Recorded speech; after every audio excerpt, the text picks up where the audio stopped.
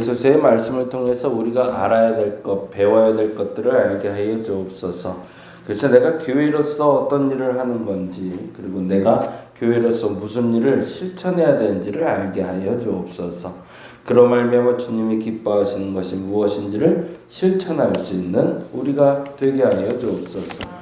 알고 있는 것으로 끝나는 게 참 의미 없습니다. 알고 있다면 그렇게 살아야 됩니다. 그렇게 살아가는 우리 되게 하여 주시옵소서. 감사합니다. 고마우신 예수님 이름으로 기도드렸습니다. 아멘. 벌이 들어와서 지금 왔다 갔다 하는데 괜히 놀라지 마시고 저걸 좀 잡아야 될 것 같은데. 괜히 건드렸다가 물릴까봐. 에프킬라 화장실 그 쓰레기통 앞에 있거든요. 그러니까 괜히 가까이 오면 손으로 치지 마시고 가만히 있으면 날아가니까. 아까 기도 시간에 여기 앉아 있었는데 얘를 잡을까 말까 그러다가 못 잡았어요. 놀라실까봐 못 쳤어. 보겠습니다. 에베소서 5장 말씀 봅니다. 5장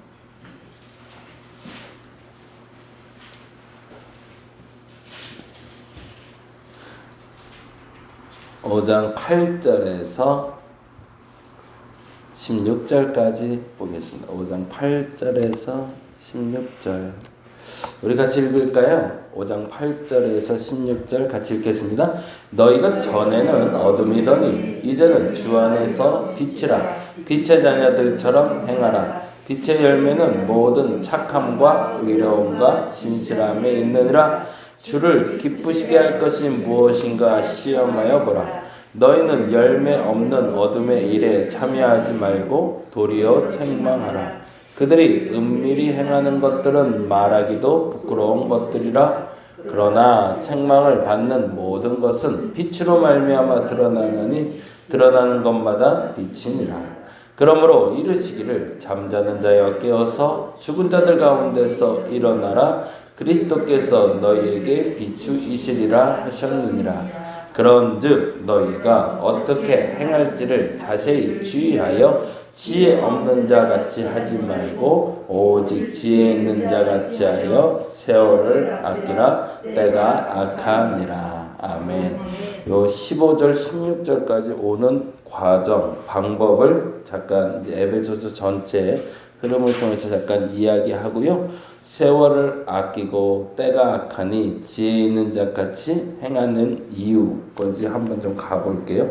에베소서를 전체적으로 한번 좀 정리를 좀 하고 갈게요. 이게 좀 띄엄띄엄 가고 있어서 한번 정리를 하면 좋겠다 싶네요. 에베소서 1장에 가시면 1장 17절 19절에 에베소서의 기록 이유가 나와요. 에베소서 1장 17절에서 19절 한번 볼까요? 에베소서 1장 17절에서 19절을 보시면 이런 말씀이 있어요. 우리 주 예수 그리스도의 하나님 영광의 아버지께서 지혜와 계시의 영을 너희에게 주사 하나님을 알게 하시고, 그렇죠. 너희 마음의 눈을 밝히사 그의 부르심의 소망이 무엇이며 성도 안에서 그 기업의 영광의 풍성함이 무엇인지를 알게 하는 게 목적이에요. 에베소서의 기록 목적은 뭐라고요? 하나님을 알려주고 그의 부르심의 소망이 뭔지, 그리고 그 기업의 영광의 풍성함이 뭔지를 알려주는 게 목적. 이 글 쓴 이유가 이거다라는 거예요. 지난번 말씀드린 대로 고린도전서나 갈라디아서는 문제가 있어서 쓴 책이지만 이건 문제에 있어서 쓴 책이 아니라 원론적인 얘기를 좀 해주려고 그래. 그 원론적인 얘기는 뭐냐면 너희를 하나님 왜 불렀는지, 그리고 그 기업의 풍성함이 뭔지, 하나님의 역사가 뭔지를 알려주려고 그래 라고 이야기하며 그 얘기를 하고 싶다라고 얘기합니다. 그러면 그게 뭘까가 4절에서 6절에 나와요. 1장 4절 6절 볼까요? 곧 창세전에 라고 돼 있죠. 4절에 곧 창세전에 그리스도 안에서 우리를 택하사 돼 있죠. 나를 택하신 소망이 뭔지를 얘기하는 거죠. 뭐 하려고요? 우리로 사랑 안에서 그 앞에서 거룩하고 흠없게 만든 게 목적이라는 거죠. 하나님이 나를 택하신 이유는 나로 거룩해서 흠없게 만드는 게 목적이다. 그거를 얘기하고 싶은 게 지금 내가 하고 싶은 얘기 요지다라는 거예요. 근데 이 요지에 대해서 이렇게 설명하고 있어요. 나를 거룩하고 흠없게 하시려고 하는데 6절에 보니까 이렇게 돼 있어요. 6절 같이 읽어봅니다. 이는 그가 사랑하시는 자 안에서 우리에게 뭐래요? 거저 주시는 바 그 은혜의 영광을 찬송하게 하려는 것으로. 그러면 하나님이 우리를 택하신 목적은 거룩하고 흠없게 하려고 하신 거고, 거룩하고 흠없게 하는 것은 하나님이 거저 준 거래요. 근데 그럼 거저 준 게 바로 뭐냐? 그걸 구체적으로 설명하는 게 바로 2장 1절이에요. 하나님은 나를 거룩하게 하는 방법이 뭐였냐? 그 거저 주신 은혜가 뭐냐? 그게 2장 1절입니다. 2장 1절 읽어볼까요? 같이 읽어보겠습니다. 그는 허물과 죄로 죽었던 너희를 살리셨도다. 이게 사실은 거저 주신 은혜라는 거죠.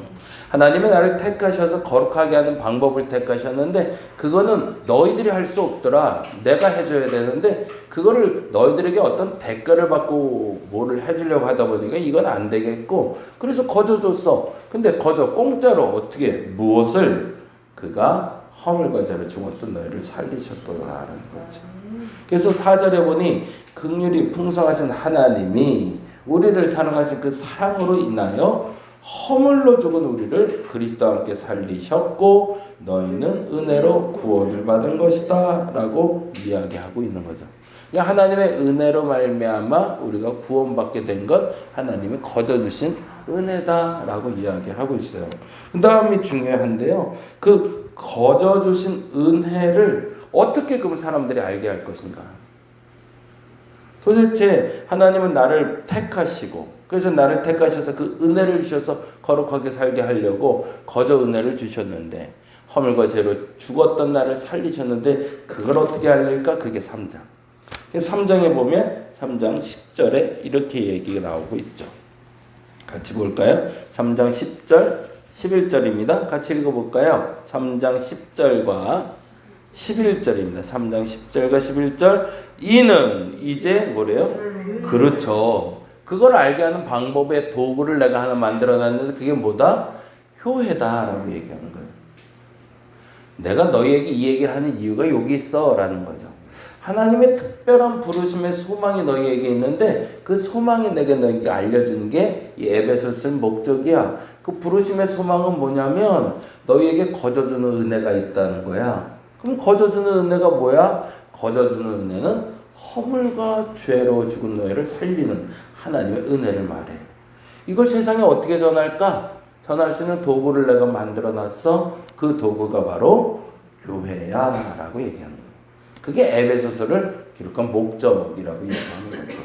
그러면서 10절에 3장 10절에 보니 이렇게 되어 있죠. 읽어볼까요?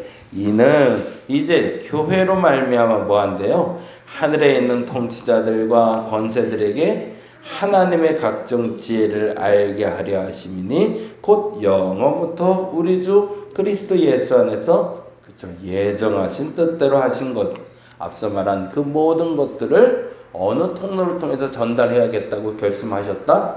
교회를 통해서 전달하려고 결심하셨다는 거죠. 그러니까 우리의 사명은 사실은 하나님의 긍휼하심, 하나님의 거저주신 은혜, 하나님의 허물과 죄로 나를 살리신 것 그것을 전하는 게 우리의 사명이고 목적이다라고 이야기하는 게 에베소서 1장부터 3장까지 얘기해 봅니다. 그럼 어떻게? 이제 우리에게 그 사명이 부여됐으니 나는 그러면 어떻게 전하면 돼요? 라고 묻는 이에게 그 실천 과제를 알려주는 게 4장부터예요. 그러면 교회들이 어떻게 하면 하나님의 그 죄와 허물로 말미암아 죽은 나를 살리신 걸 전할 수 있을까요? 그랬더니 4장에 이렇게 얘기하고 있는 거죠. 4장 1절부터 4절까지 같이 볼까요? 그러므로 주 안에서 갇힌 내가 너희를 권하노니 어떻게 살래요? 너희가 그렇죠. 부르심을 받은 일에 합당하게 행하려. 어떻게? 2절에 모든 겸손, 온유와 오래 참음과 사랑 가운데 서로 용납하는 게 첫째고 그 다음에 뭐 하라고요? 평안에 맺는 줄로 성령이 하나 되는 것을 힘써 지키라. 그게 뭐라? 4절에 다시 정리해 주는 거죠. 몸도 하나고 성령도 한 분이시니 이와 같이 너희 부르심에 한 소망 안에서 부르심을 받았다고. 그러면서 이 부르심이란 말을 굉장히 강조하고 있죠. 너의 부르심의 소망이 뭐였다? 허물과 죄로 죽었던 너희를 살리셨다는 거저 주신 은혜를 전달하는 전달자다.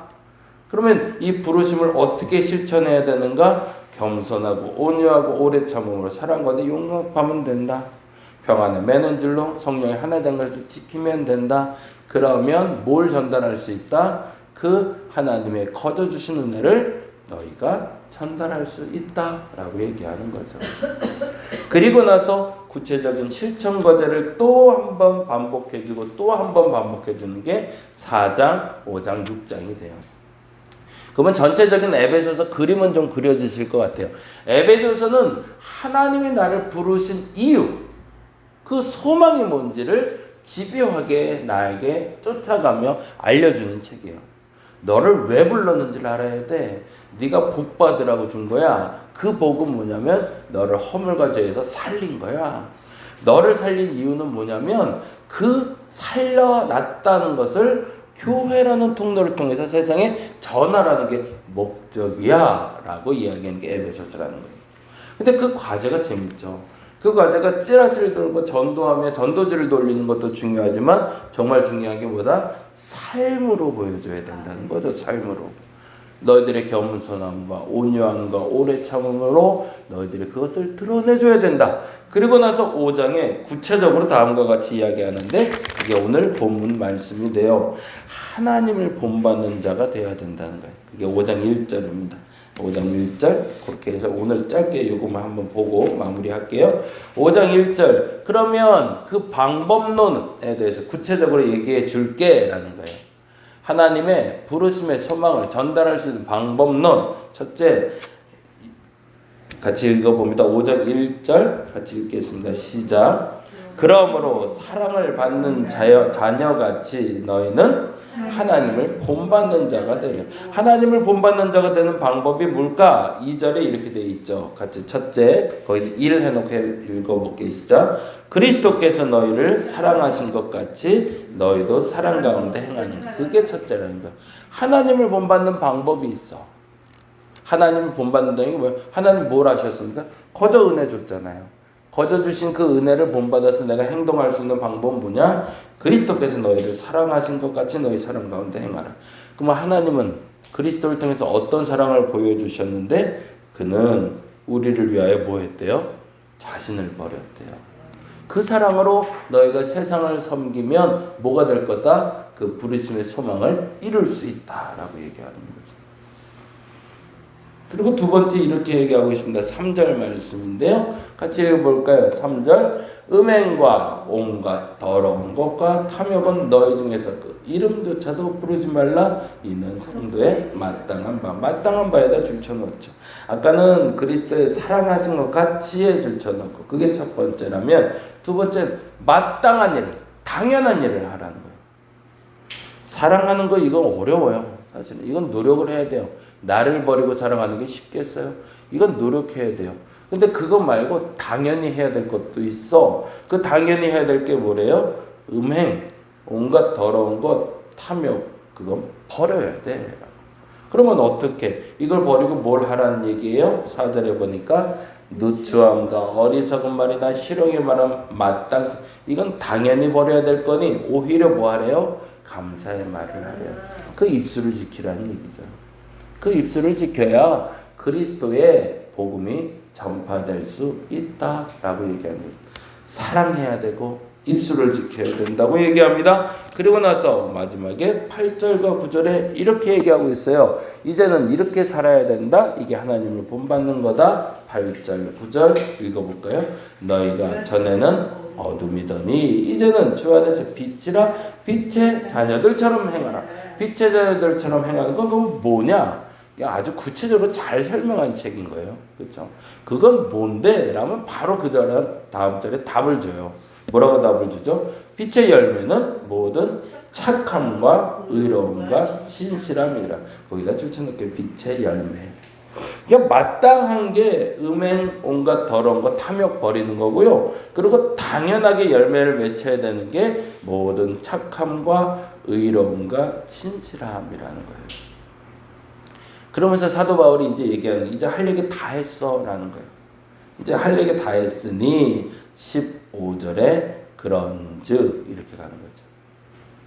내가 그 부르심의 소망이 뭔지도 말해줬고 허물과 죄로 죽였다는 게 뭔지도 말해줬고 그게 거저주는 은혜인지도 말했고 그 거저주는 은혜가 교회를 통해서 전달돼야 된다는 것도 말했는데 그러면 너희가 어떻게 살아야 되는지 물으니 내가 이렇게까지 얘기해 줬으니 너는 어떻게 하라는 거야? 15절에 그런즉 너희가 어떻게 행할지를 자세히 주의하여 지혜 없는 자 같이 하지 말고 오직 지혜 있는 자 같이 하여 뭐예요? 세월을 아끼라 때가 악하니라. 이제는 결정권은 너희에게 주어졌다는 거야. 내가 너희에게 명령해서 이거 안 하면 죽어 혼나 이렇게 말하진 않을게. 그런데 너희가 지혜가 있다면 이 말이 무슨 말인지를 알아들어야지 라는 거죠. 그리고 나서 세월을 아끼래요. 그건 무슨 말이에요?